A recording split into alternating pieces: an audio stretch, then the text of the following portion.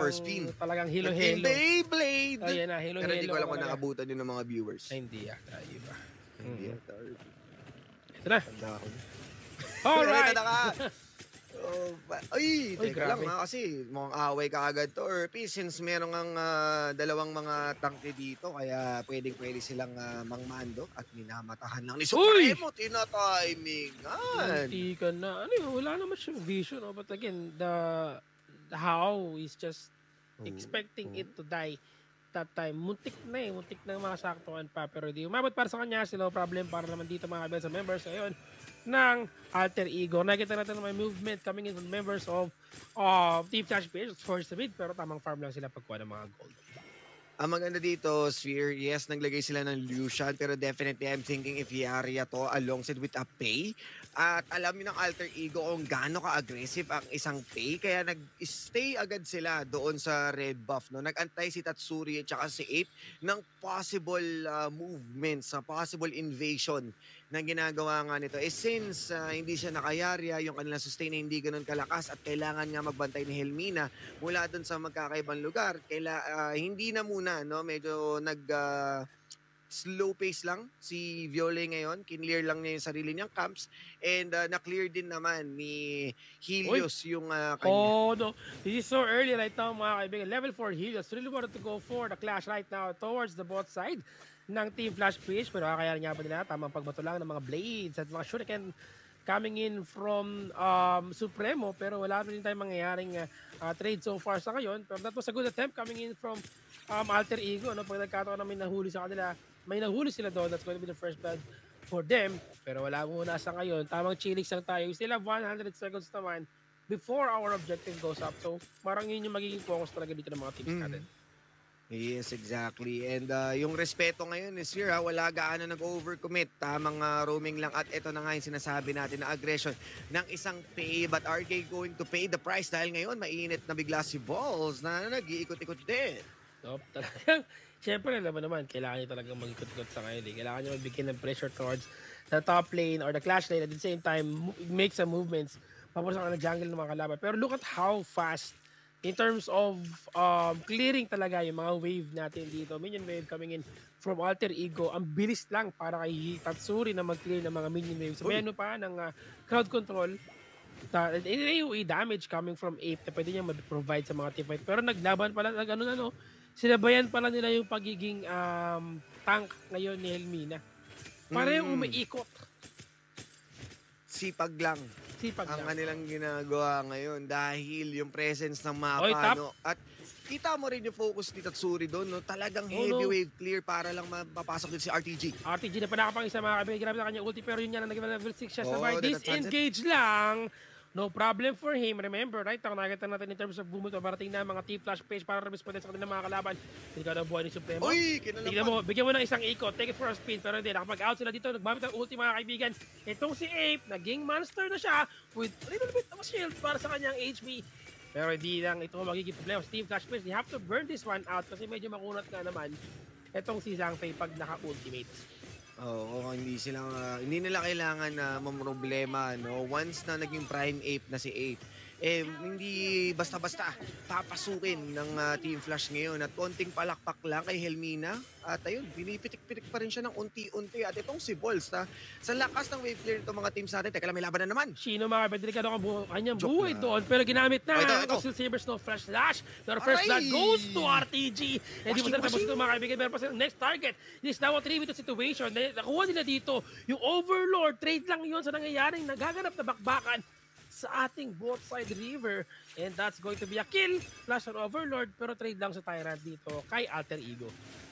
Yes, at least ngayon medyo nagkakaroon ng konting advantage pero yan yung kailangan natin. Sphere yung Tyrant na yan para magkaroon pa ng extra damage itong lineup nila dahil nga may pagka-glass cannon din no, yung lineup na ito.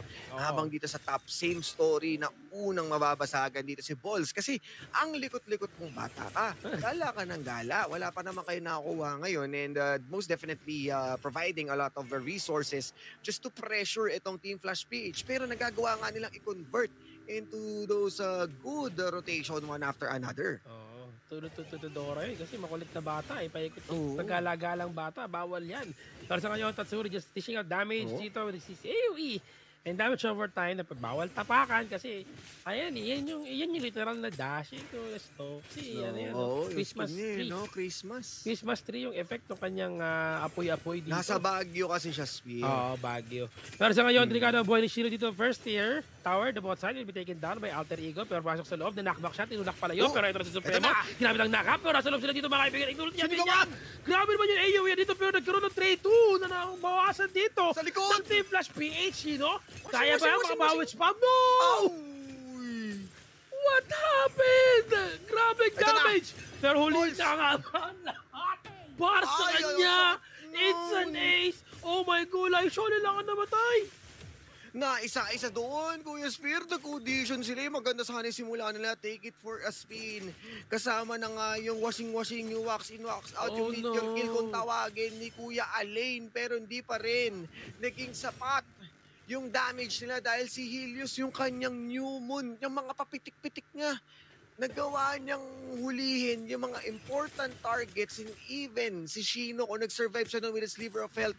Meron pa sana si X ang damage kaso mapapaligiran na yata dito, pero teka lang, tignan muna natin tong replay dahil ang ganda na nung kanilang knock-up doon eh. Meron na rin silang nakuhang kill pero na-burst down kaagad si Supremo.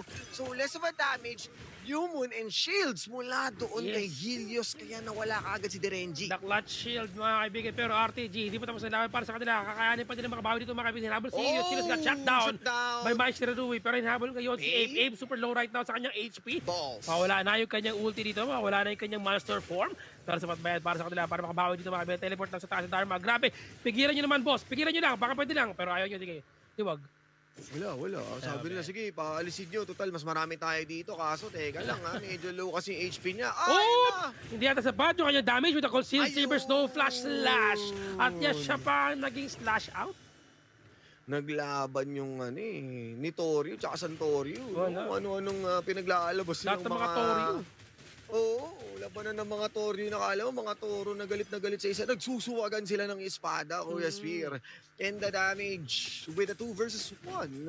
Nabitin pa doon si Balls. Hindi na na-utilize yung kanyang mobility as an Okio Tachibana na pwede mag-in and out. At wala na rin kasi mahahabol siya ni Viole nun kahit anong gawin niya, lalo na pag nag-wolf form. So, right now, at least sa Team Flash PH, magandang pick-up yun unti-unting pick-off sa iba't ibang parte ng mapa. Pero Helmina, hindi natin sure kung nahagip ba siya.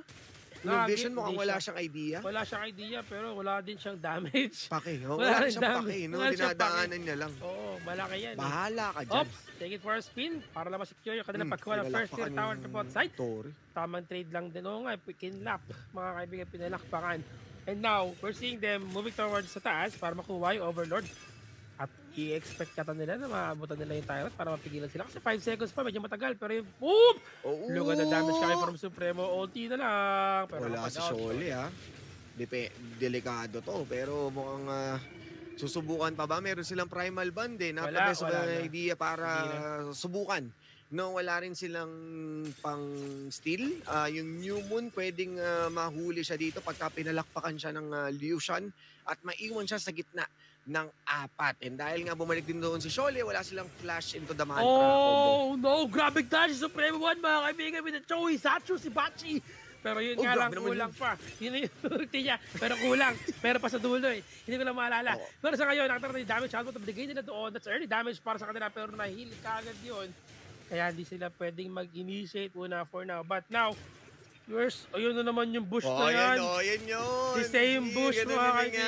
nangyari. Pang face check, pang silip ng mga nagtatago sa bush. RTG Oh, going ito in. na! Pamulto-multo na nag-in mga kaibigan. Ginamit na kanyang ultimate sa loob ng laban dito. They're still alive. Take it for a spin. Ginamit na rin yung unbridled outburst. Pero di sapat para sa kanila. With the AoE, nagkaiwalay! Nagkaiwalay kayo! Here comes Supremo. Susubukan pa mga bawi. Buhay na buhay pa si Ape. At buhay na buhay din naman sa Tatsuri, pero they have to just take it slow and go back to the priority, which is yung objectives. At sakto, lumabas yung enhance kaya nawala na rin yung primal bond ngayon at oras na para kunin, i-secure. Tyrant ang minamatahan ni Helios will add more of those damage. At ito yung difference na nakita natin dahil wala silang Daciao, hindi sila basta-basta makareset. Mukhang may ibig sila dito sa bottom lane. Masyado kayo matagal ngayon sa bote yung mga kaibigan. Hinahabol nila si A kasama niya si Tatsuri. Pero paparating na ang rest of the members of Alter Ego because tapos na yung pagkuha ng Overlord Tyrant. Pero di pa rin tapos mga kaibigan. Susubukan pa rin magkaroon ng pagkakataong magbago ang takbo ng laro. Pero grabe ka na, Helios. Grabe, daig mo pa, Meralco, kung magbigay ng liwanag ng buhay. Luna ka pero ikaw yung ilaw. Oo. Grabe talaga. Buwan ka, pero ikaw yung nagpapaliwanag. Yan, sa gabi.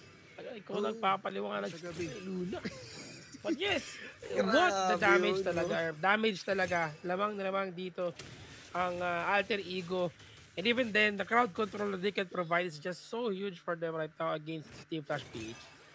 And understandable na talagang may ipit doon si Shole at saka doon si 8. I mean Tatsuri at saka si 8. Pero maganda yung naging backup doon ni Balls at saka ni Helios dahil nga na-split nila yung mga teams. Kaya expected na mayroon sila makakuhang kill and with no protection from that Derenji, madali na lang nilang malilinis. And the power of this Luna who's carrying the momentum onto the late game. Talagang nararamdaman natin na sila na ang siyang nagsiset ng tempo. Sila na ang nagpe-pressure ng mapa. Domain expansions after domain Grabe expansion. damage. Apoy after apoy. Talagang sunog, men. Sunog Outrange na sila dito, Spear. Oh, right now, with all of the outer turrets gone, they're just slowly controlling the mapa. They still have second tier towers sa bot, as a mid rather. Pero masusunog na lang yan, countdown na lang yan. Kumbaga, it's just a matter of time before that destroyed on its own because of the expansion. Fire expansion nga meron dito. Itong Tatsuri. Habang binabakas ang kailangan the rest of the members of Alter E, or rather ng Team Flashback, they really want to go in. May primal blood sila dito, so medyo mabagal yung pagkuha nila ng kanilang Overlord. Pero no problem kasi makuha pa rin nila yan. RTG goes down. Hinahon nila pero taking for a speed, pero sinusubukan makapag-finish Shino. Pero Shino will still fall down. Supremo has to back away, and Supremo's the only one left behind. Can he do something about this one? No, he can't. And with the Vanguard, Overlord Vanguard with them, I think this is it, Pancit RP. They're just going to the second round of the last chance qualifiers. Team Flash PH, they tried their best, but it's just not enough right now with the potential of Alter Egos. Ayun, may kasama pang mga paapoy-apoy talaga dito, no? And it was a really good initiation na masasabi ko, Alain, on that Death at Sunset na ginawa nga niya para malapitan itong